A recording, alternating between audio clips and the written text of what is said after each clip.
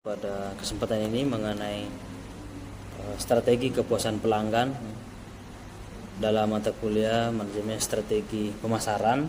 Pada kesempatan ini kita akan membahas mengenai strategi kepuasan pelanggan.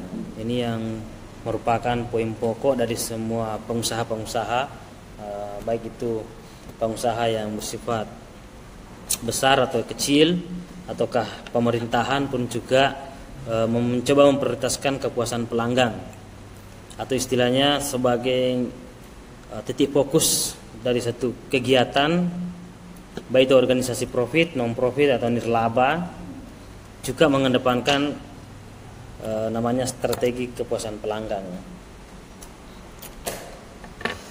Nah, mungkin biasa kita juga merasakan ada kepuasan sebagai pelanggan ketika misalnya membeli di tempat tertentu, ataukah kalau bukan membeli sesuatu, mungkin pelayanan dari satu tempat yang membuat kita merasa puas begitu ya. Nah, itu yang menjadi prioritas utama di dalam strategi pemasaran. Apalagi persaingan yang pada saat ini sangat ketat sekali, baik itu persaingan secara lokal maupun secara global, membutuhkan kecepatan dalam persaingan itu sendiri dan desain-desain yang unik untuk memberikan kepuasan pada pelanggan maupun memberikan ketertarikan pada pelanggan itu sendiri. Nah, pada saat ini banyak yang menaruh minat terhadap kepuasan pelanggan ini, baik itu para peneliti atau perilaku konsumen atau pemasar,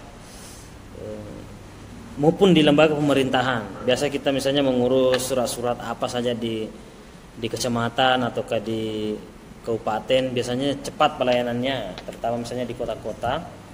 Nah, kalau misalnya di desa-desa kadang-kadang atau di daerah-daerah yang masih masih kecil, biasanya agak ribet atau menunggu lama, sehingga kepuasan tidak muncul gitu ya. Contoh misalnya di kota Salatiga ini apa-apa mau diurus sudah sekarang udah mulai cepat ya, cepat sekali.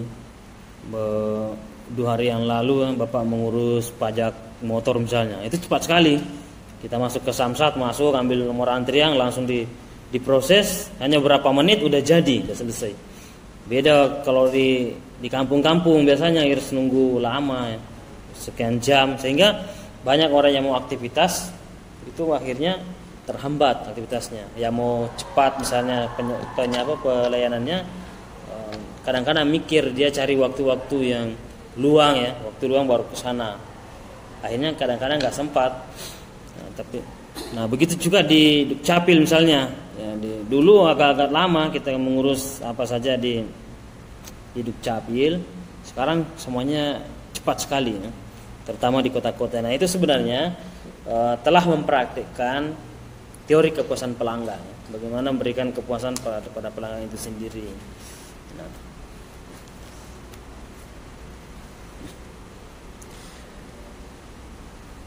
menurut Scanners bahwa tujuan suatu bisnis menciptakan pelanggan yang puas. Jadi itu ya, baik itu bicara persoalan bisnis ataukah bicara kantor atau pemerintahan atau kelembagaan, maka kepuasan pelanggan itu sangat dibutuhkan sekali ya. Nah, apa manfaatnya? Yang pertama, hubungan perusahaan atau hubungan kelembagaan atau hubungan dari suatu usaha menjadi harmonis. Kalau sudah hubungan yang bagus antara pelanggan dengan lembaga tertentu ataukah perusahaan tertentu, maka itu sudah potensi besar akan meraih keuntungan. Kemudian dasar yang baik untuk pembelian ulang tuh. Kesan pertama tuh penting. Ya. Jadi masuk ke toko-toko tertentu atau usaha tertentu, kesan pertama itu sangat penting sekali. Ya, bagaimana pengunjung itu diperlakukan secara maksimal, secara baik. Ya. Istilah orang-orang dulu atau istilah marketingnya, pelanggan itu adalah raja ya. Jadi jangan sampai pelanggan yang sudah di situ berdiri bingung lihat kiri kanan tapi tidak ada yang melayani. Nah, itu biasanya orang kecewa. Kekecewaan itu bisa menyebabkan pindah ke tempat lain. Itu kan tidak ada yang menangani. Gitu. beberapa waktu yang lalu misalnya saya masuk ke bengkel motor misalnya, terus cuma melaporkan ke bosnya itu bahwa saya mau ganti oli saja ya, ganti oli. Tapi mekaniknya itu cuma 2 dan melayani selama-lamanya ya, apa yang saya dikerjakan itu lama tuh. Pengerjaan yang sebelumnya saya lihat itu antriannya masih 8. Yang satunya perempuannya pulang sendiri, mungkin dari tadi dia menunggu, pulang. Di tempat lain saya lihat beda. Kalau misalnya ditanya itu mau apa, Pak Bu misalnya, ditanya cuma mau ganti oli, diinstruksikan langsung ke ke mekaniknya itu sendiri, bahwa ini cepat itu cuma ganti oli, buka cepat misalnya, dia tahu sendiri. Dia buka cepat mesinnya, olinya itu dibuka terus ditinggal dulu, lanjut lagi kerjakan yang satunya. Ya kan? Itu kan cuma enggak terlalu diseriusin aja, enggak terlalu difokusin. Kan cuma ganti oli. Masa cuma ganti oli kita harus nunggu 1 jam, 2 jam. Akhirnya kan saya pergi waktu itu. Saya pindah ke tempat lain karena saya cari pelayanan yang bagus. Saya ketemulah bengkel yang seperti itu. Sedang mengerjakan mesin yang dibongkarin mesin, kalau itu mau ditunggu selesai kan pasti 1 jam, 2 jam. Bisa seharian. Terus saya datang, saya bilang saya cuma mau ganti oli saja, langsung itu diganti. Terus minta maaf ke pelanggan pertama, mohon maaf ya, saya sekalian mau cuma ganti oli saja itu kan. Ya dibolehkan itu. Hanya dibukalah itu cepat, selesai ditinggal di situ, kerjakan lagi, lanjut lagi kerjakan yang pertama, terus olinya habis, ditutup, digantilah oli yang baru, selesai gitu. Nah itu kan manajemennya bagus. Kalau yang pertama tadi itu sudah setengah jam saya menunggu, yang perempuannya yang pergi itu mungkin sudah 1 jam menunggu, hanya mau ganti oli, bukan motornya mau diservis itu. Dan itu kan salah satu wawasan yang perlu diperhatikan oleh pimpinan, diinstruksikan kepada misalnya karyawannya, supaya memberikan kepuasan pada pelanggan. Karena semua apa-apa sekarang itu cepat ya, apalagi orang yang punya pekerjaan yang terikat misalnya, itu harus cepat gitu. Itu salah satu contoh bagaimana memberikan kepuasan pada pelanggan. Nah, otomatis kan bulan depan sampai tahun depan pergantian seperti itu saya tidak mau lagi yang pertama, karena saya pasti teringat itu. Kalau saya ke sana antri saja nggak dilayani. Nah, ada juga yang strategi yang lain yang pernah saya temukan, nggak dilayani tapi kunci motornya diambil dulu kan, jadi kita nggak enak pulang tuh kan, nggak enak juga minta tuh. Itu juga masalah itu. Jadi nunggu 1 jam di situ nggak enak minta karena udah diambil duluan kunci motornya. Tapi yang bagus itu diambil duluan kunci motornya, langsung instruksikan ke karyawan gitu. Itu salah satu contoh. Nah, tentu kedepannya saya yang kedua tadi yang cepat melayani, karena cara melayani orang itu beda ya, caranya cepat itu tergantung juga dari segi pengetahuan ya, pengetahuan dan empati. Empati ke pelanggan itu. Memanusiakan manusia itu istilahnya ya. Jadi itu. Ataukah fasilitas yang bagus. Ada juga yang misalnya supaya orang nggak bete menunggu, kalau misalnya mau servis motor atau ke servis mobil, atau misalnya cuci motor, cuci mobil, itu dibuatkan tempat duduk yang bagus, ber-AC ya. Ada TV-nya, ada WiFi-nya. Itu kan bisa orang buat, orang bisa santai-santai di situ. Ada minumannya misalnya disiapkan, ada makanan-makanan ringan. Jadi orang yang menunggu itu sekalian di situ ya mengerjakan, mungkin ada hal yang perlu dikerjakan menggunakan online misalnya. Itu mudah dan cepat. Ataukah sambil menonton, sambil nunggu itu nggak terasa udah selesai itu. Itu salah satu strategi dalam kepuasan pelanggan. Kalau itu tidak dibuat, ya yang pertama tadi tempat duduknya sudah sesak, panas banget, itu nggak ada kipas, nah, pasti kan kita pergi itu. Nah, itu merupakan dasar yang baik bagi pembelian ulang kalau pelayanannya bagus. Ya, kalau pelayanannya bagus seperti itu sudah dasar modal besar itu, ya, modal dasar supaya orang bisa kembali lagi ke situ ya, konsumennya kembali lagi. Atau disebut sebagai loyalitas pelanggan. Itu ada pelanggan yang loyal itu. Pokoknya, nah, karena kalau yang satunya sudah puas, maka itu bisa mengajak orang lain. Ada temannya beri saran, minta saran di mana bagus, oh di sini yang bagus, cepat pelayanannya. Itu kan bertambah lagi konsumen kita gitu ya. Dan yang kelima manfaatnya adalah kita punya keuntungan yang cukup banyak karena berlimpahnya pelanggan yang datang, maka otomatis kita juga mendapatkan keuntungan yang cukup banyak gitu. Nah, kepuasan pelanggan itu merupakan perbandingan antara harapan atau ekspektasi dari satu pelanggan sebelum membeli dan setelah membeli, atau sebelum memakai produk itu atau memakai jasa itu dan setelahnya gitu ya. Jadi seperti tadi contohnya itu yang kedua itu saya sesuai dengan ekspektasi saya dengan setelah dikerjakan itu kerjanya bagus, apa yang saya persepsikan sebelumnya dan kenyataannya setelah selesai itu juga hasilnya bagus tentunya. Oke. Mungkin kita juga biasa begitu ke bengkel tertentu, oh kenapa kalau masuk di bengkel ini kurang bagus gitu ya, kurang bagus hasilnya, terus pindah ke tempat lain. Ada yang seperti itu. Di sini kok kalau mengerjakan di sini udah diganti ini tapi tetap masalahnya tetap ada gitu. Tapi kalau di tempat ini meskipun agak jauh dari tempat kita misalnya, tetapi tepat sasaran ya, karyawannya itu tepat sasaran itu pengerjaannya. Dia mengerjakan sesuai dengan permasalahan yang dihadapi gitu ya. Kendaraan kita, oh ternyata di situ cepat bagus pelayanannya dan memuaskan gitu ya. Tahan lama ketika mengganti barang-barang di situ. Itu kan menjadi modal besar. Oke, ya. Maka kita mengalami kepuasannya karena antara ekspektasi atau harapan kita sesuai dengan kenyataannya. Nah, ekspektasi itu dimunculkan juga atau melalui dengan iklan misalnya. Iklan ataukah semacam tagline-tagline tertentu ya. Biasanya kan kalau Anda mau servis HP biasa ada 30 menit selesai gitu kan. 1 jam selesai, bisa ditunggu. Wah, ini kan cepat sekali nih. Tapi kalau kita sampai sana belum tentu.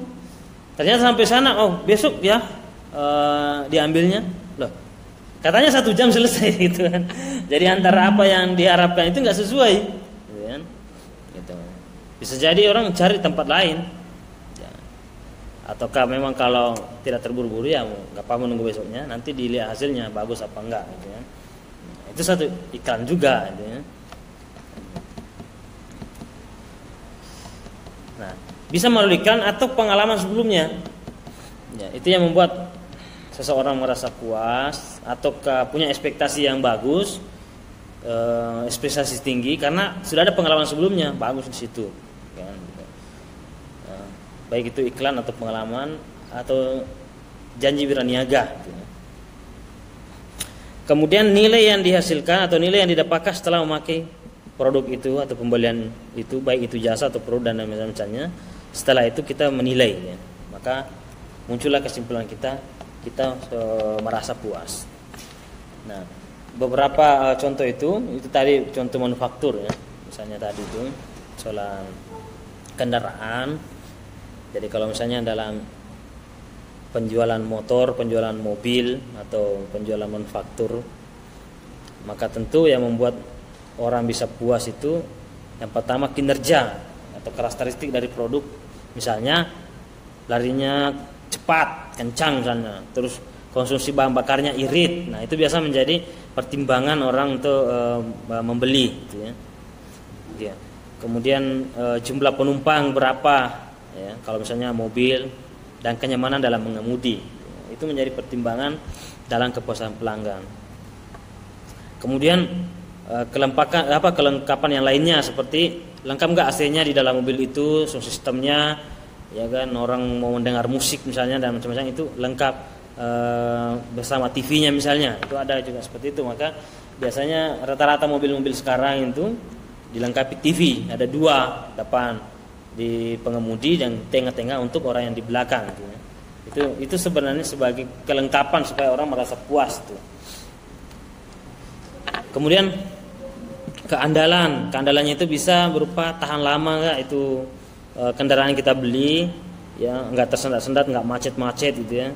Minim kerusakan lah kayak gitu. atau HP begitu juga bisa. Apakah itu adalah minim kerusakan atau cepat rusak, itu biasa dari pengalaman ya. Kemudian daya tahan, ya daya tahannya sampai berapa tahun bisa bertahan, itu menjadi pertimbangan pelanggan sehingga bisa merasa puas. Kemudian estetika itu adalah tampilan luarnya misalnya ya, tampilan menarik dari satu produk. Itu bisa menarik orang pelanggan atau menarik pelanggan atau membuat orang merasa puas ya, dari tampilannya yang bagus. Oke. Kemudian terakhir persepsi terhadap kualitas itu sendiri ya kalau dari manufaktur. Nah kalau dari segi jasa seperti tadi yang Bapak sampaikan dari jasa misalnya bengkel atau apa saja yang memang jasanya itu bergerak pada bidang jasa, maka faktor kepuasan pelanggan juga tergantung juga dari komunikasi, fasilitas fisik, kemudian daya tanggap. Kalau seperti tadi misalnya di kantor-kantor pemerintahan, apakah tempat untuk mengurus yang keperluan kita itu adalah tempatnya bagus, ya, itu namanya fasilitas fisiknya. Jaringan lancar, kemudian adem, ya, pelayanannya bagus, ramah, itu membuat orang merasa puas. Kemudian daya tanggap, keinginan para staf atau karyawan untuk membantu para pelanggan. Jadi ada orang yang masuk ke misalnya ke kantor untuk mengurus apa saja, itu dilayani dengan mudah, jangan dipersulit. Dan kan banyak juga, terutama di daerah-daerah, oh nggak bisa Pak, ini nggak bisa hari ini. Wah, ternyata minta dana, kalau ada yang selipkan sedikit menyisihkan uangnya ke kantongnya, itu cepat diproses. Nah itu juga masalah. Itu namanya ada korupsi di situ ya. Ya, katanya Bapak tidak ada atau pimpinan tidak ada, gitu kan? Atau besok saja datang ke sini. Bayangkan orang datang ke sana 1 jam perjalanan dari rumahnya, disuruh besok datangnya itu. Padahal itu bisa diselesaikan saat itu juga. Ya, tapi kan ujung-ujungnya dia meminta dana, gitu. Ingin dibayar. Nah ini orang-orang seperti ini itu berbahaya di dalam pemerintahan ya, atau di dalam lembaga keislaman itu terutama ya.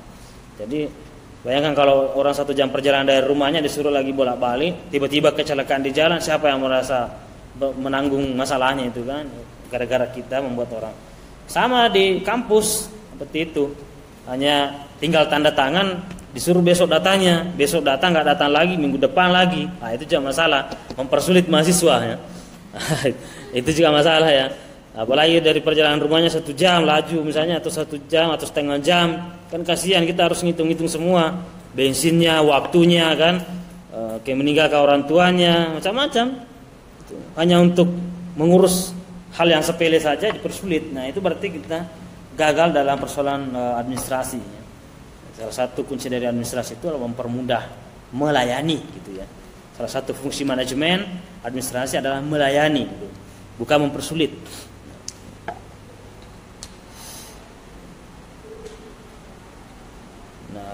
Kemudian keandalan, kemampuan memberikan pelayanan yang dijanjikan.